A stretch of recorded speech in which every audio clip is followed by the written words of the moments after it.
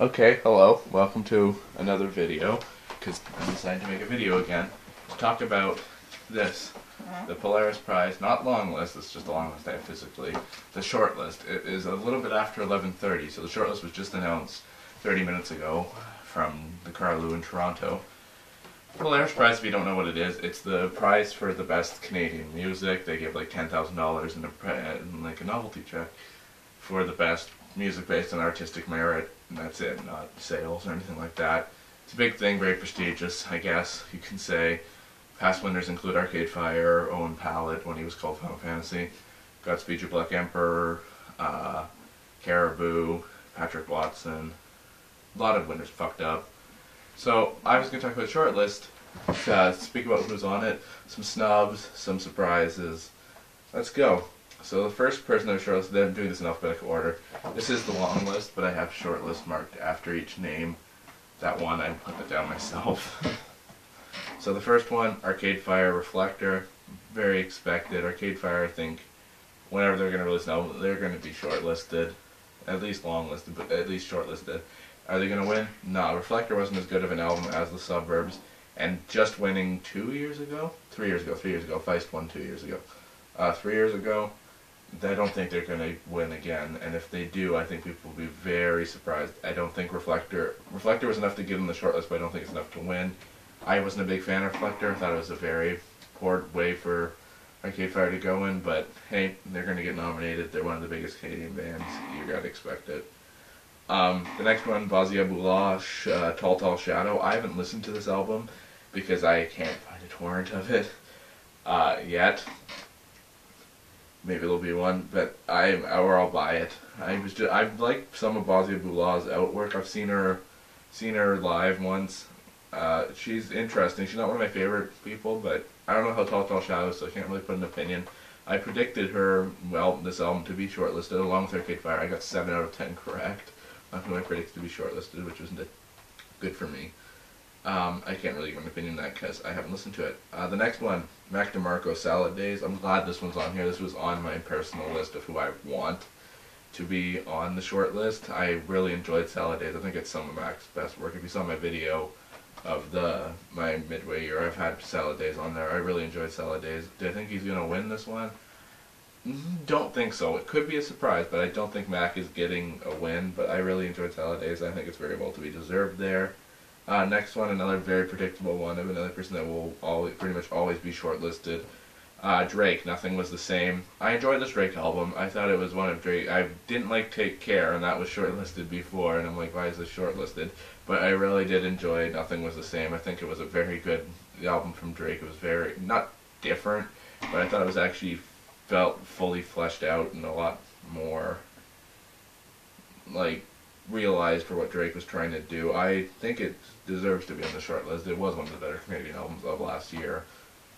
Or Polaris year, whatever Polaris year works, June to June. The weird way it works around, but yeah. Next one was a really big surprise for me, and a very big surprise that made me really happy. Jesse Lanza, Pull My Hair Back. I'm someone that lives right near Hamilton, Ontario, so that's a really big one for me to see that some Hamilton people on the list. I got to Hamilton. I really enjoyed Pull My Hair Back. It's a really good album. And I don't think enough people talk about it outside of Hamilton. So this shortlisting for her album is pretty excellent, and I hope it brings her a lot more people, more recognition, because she needs some more. Like, she is signed to Hyperdub, so there is the crowd around there that will form around her already. But I don't see many people talking about her, so I was really surprised. I did not predict her to be in the list, even though I'm really happy she is on the list. Next one, another album I really enjoyed, but another one I don't think he's going to get because he was the first ever Polaris winner. It's Owen Pallett when he was under Final Fantasy, what he won in 2006 for In Conflict. I really enjoyed this album. I do have a physical copy down there that I just bought last week, actually. And I thought it was some of Owen's best work since He Poos Clouds, the 2006 album. I think it's his best album since then, under the name Final Fantasy or Owen Pallett. It's a really good album. I think it could be a surprise and win, and he could be the only person to ever win 2 Polaris prizes. I think there is a good chance that he could, but I wouldn't vote him as my #1 thing to win it, that I think would win it.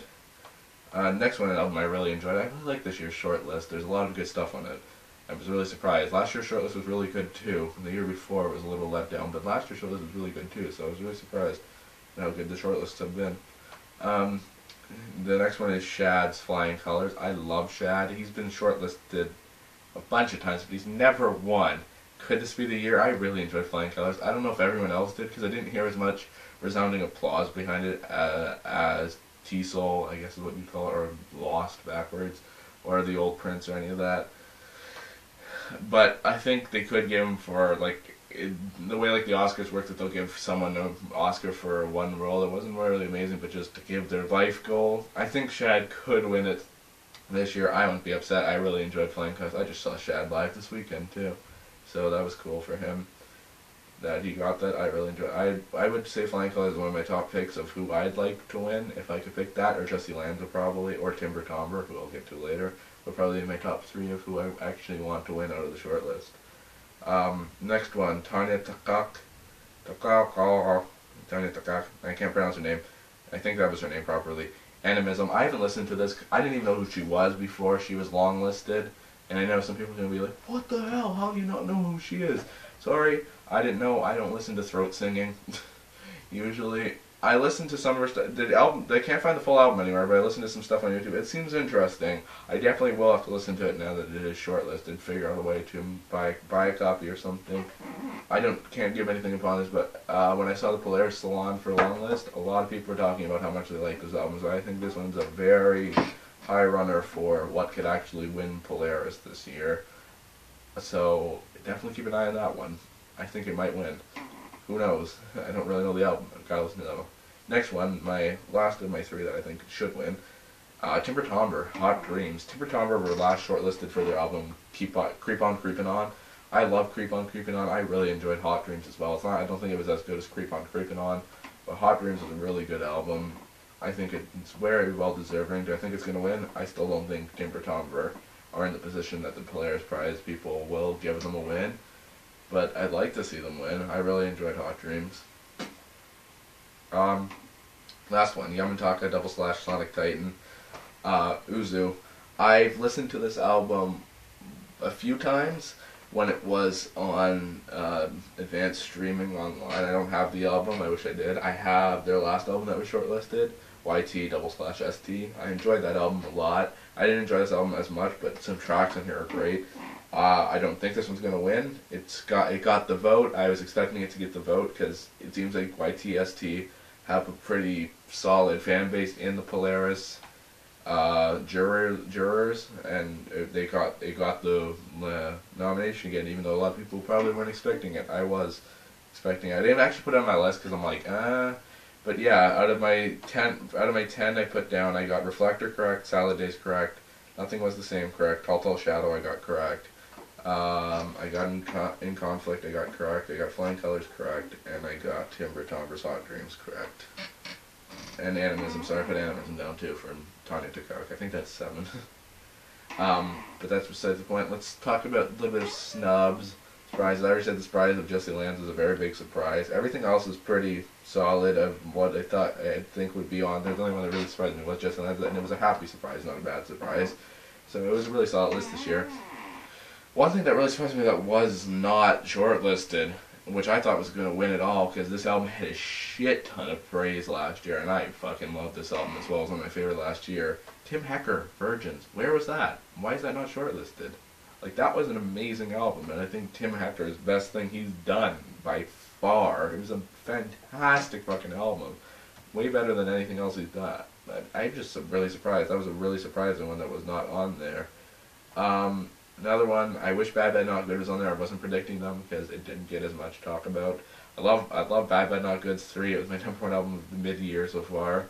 Wish it was on there. Expected it not to be, so I'm not surprised that it's not on there. I thought Chromeo's White Woman might get a pop vote. Didn't get it.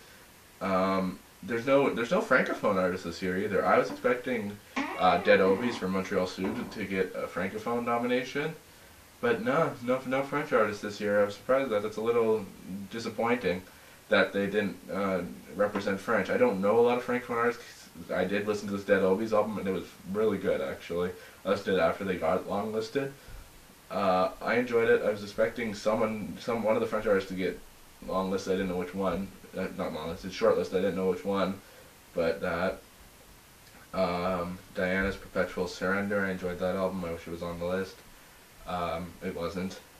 Fresh Snows won. I thought this album might have got a Toronto vote because there was a lot of buzz around this, but I guess they don't have a big enough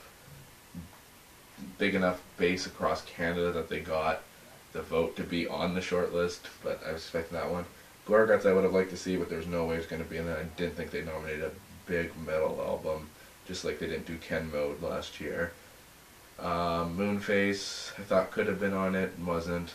O'Donna's Hard-Boiled Soft-Boiled. Enjoyed that album. I thought this one had a pretty good chance. It's one of the ones that I thought had a pretty good chance, but didn't get nominated. Pop's self-titled album. I love Pop. Coming from Toronto again. It was a great album. Wasn't expecting it to get nominated. And if it was going to be nominated, it was going to be a surprise. Wasn't expecting it. Didn't get nominated, so I wasn't surprised on that. Chad Van Galen could have been nominated. Didn't think he would. Shrink Dust wasn't an amazing album. It was okay, but so Chad Van Galen was not shortlisted. What else? Things that weren't even on the long list: the Silver Mount Zion Memorial Orchestra, Fuck Off, Get Free Before Light on Everything. I was expecting long list for that, or even short list, but I guess with what happened last year with Godspeed, they don't want to nominate people within the Godspeed aura. Good album. Wish it was on the long list at least, or even Fucked Up's Gloss Boys. It wasn't an amazing album. I think David Comes to Life and The Chemistry of Common Life are way better albums than Gloss Boys. But I wasn't expecting it to be short list, but I was at least expecting it to be on this long list. Talking about long lists is now a month old, but yeah, those are the two glaring absolutions from the long list itself. And I was pretty solid with this year's short list. So if you're watching this, tell me what you think down in the comments of this year's short list. Who should have been shortlisted from the long list? Who didn't get long listed? Who you don't want on the short list? I think it's a solid list. The only one I don't think was a very great album was Reflector by Arcade Fire. Everything else in here has been a solid album, or I haven't listened to before. But everything on else, Reflector, I didn't think should have been on it. Ozzy Bula, haven't listened to it. Back to Marco, solid, it should be on. Drake, solid, it should be on. Jesse Lanza, very solid. Surprise, it should be on. Woman Palette, surprised. Not surprised, sorry. I just said that for Jesse Lanza. Not surprised with Woman Palette, but it should be on. Shad's Flying Colors, it should be on. Tiny to the Cock, I still haven't listened to it. Timber Tombers, Hot Dreams, good. And Yamatok, Sonic Tiding, pretty good. I have to listen to it more. I've only listened to it twice compared to a lot of the other albums on here. But yeah, the only ones I need to catch up on are Ozzy Bula and Tanya Takak. So that's that. Thank you for watching this video. Tell me your Polaris opinions down in the comments. I'm going to go listen to these albums and hopefully find the ones I haven't listened to. Goodbye.